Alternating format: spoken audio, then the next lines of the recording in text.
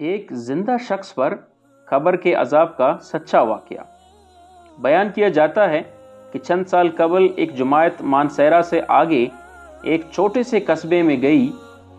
اس جماعت میں ایک شخص ڈاکٹر نور محمد تھا۔ ان کا بیان ہے کہ مسجد سے باہر ادھر ادھر کافی لوگ فارغ بیٹھے تھے۔ ہم لوگ ان کے پاس گئے اور مسجد میں آنے کی دعوت دی تاکہ وہ تعلیم میں شریک ہو سکیں۔ کچھ لوگ ہمارے ساتھ مسجد میں آنے پر تیار ہو گئے۔ ایک صاحب نے کہا کہ میں نماز کے وقت آؤں گا اور نماز کے بعد عذاب قبر کا ایک واقعہ آپ لوگوں کو سناؤں گا۔ چنانچہ ظہر کی نماز کے بعد یہ شخص ہمارے پاس بیٹھ گیا، اپنا تعارف کروایا کہ وہ ریٹائرڈ فوجی نوجوان تھا۔ اس فوجی کا بیان ہے کہ 1970 کی جنگ میں ایک قبر میں سے اسلحے کا ایک عارضی ذخیرہ یعنی ایک کیمپ لگایا گیا تھا اور کچھ نوجوانوں کے ساتھ اس فوجی کی ڈیوٹی تھی۔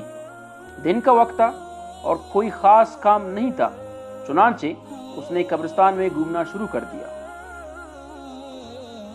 اس کا گزر ایک پرانی قبر کے پاس سے ہوا تو یوں محسوس ہوا جیسے قبر کے اندر سے ہڈیاں ٹوٹنے کی آواز آ رہی ہیں۔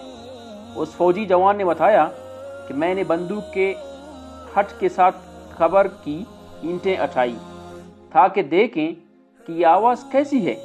جیسے جیسے میں مٹی اٹھاتا گیا آواز اور تیز ہوتی گئی اور میری دلچسپی اور خوف بھی بہت بڑھتا گیا۔ دن کا وقت تھا، روشنی خوب پھیلی ہوئی تھی۔ کیا دیکھتا ہوں کہ قبر کے اندر انسانی ہڈیوں کا ڈھانچہ پڑا ہوا ہے اور اس پر چوہے کی شکل کا ایک جانور بیٹھا ہوا ہے، اور جب وہ منہ اس ڈھانچے کے اوپر مارتا ہے تو سارا ڈھانچہ اکھڑ جاتا ہے اور ہڈیوں کے ٹوٹنے اور چٹکنے کی آواز آتی ہے۔ میرے سامنے اس جانور نے 3 مرتبہ اپنا منہ ہڈی پر مارا۔ مجھے بہت ترس آیا، یہ جانور اس کو بہت تکلیف پہنچا رہا ہے۔ چنانچہ رائفل سے جب میں نے اس جانور کو مارنے کا ارادہ کیا تو وہ مٹی میں چھپ گیا۔ تھوڑی دیر کے بعد وہ جانور قبر سے نکل کر میری طرف لپکا اور میرے اوپر ایسی دہشت سے سوار ہوا کہ میں اسے مارنا بھول کر اپنی جان بچانے کی خاطر بھاگ کھڑا ہوا۔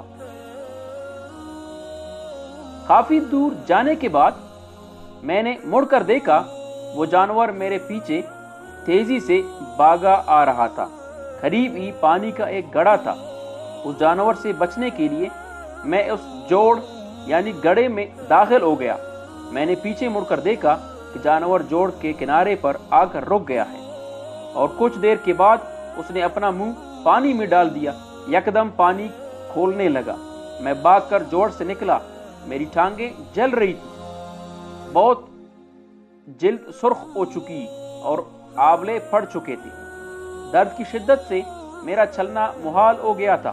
میں نے اپنے ساتھی کو آواز دی تو جب میں نے پیچھے مڑ کر دیکھا تو کچھ نہ تھا بلکہ وہ جانور غائب ہو چکا تھا۔ چنانچہ مجھے ہیبٹ آباد کے اسپتال میں داخل کر دیا گیا اور پھر وہاں سے راولپنڈی کے بڑے فوجی اسپتال میں منتقل کر دیا گیا۔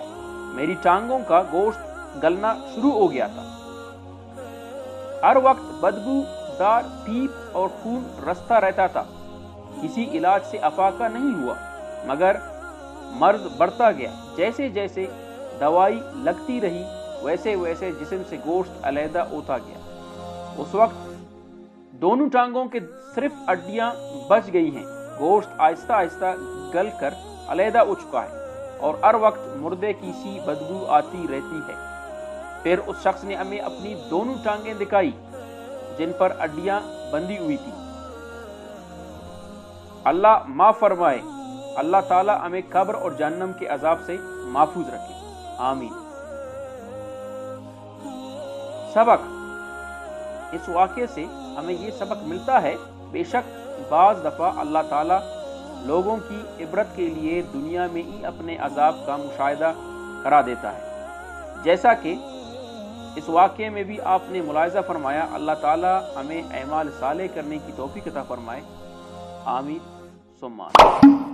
دوستوں، چینل کو سبسکرائب کریں، سپورٹ کریں۔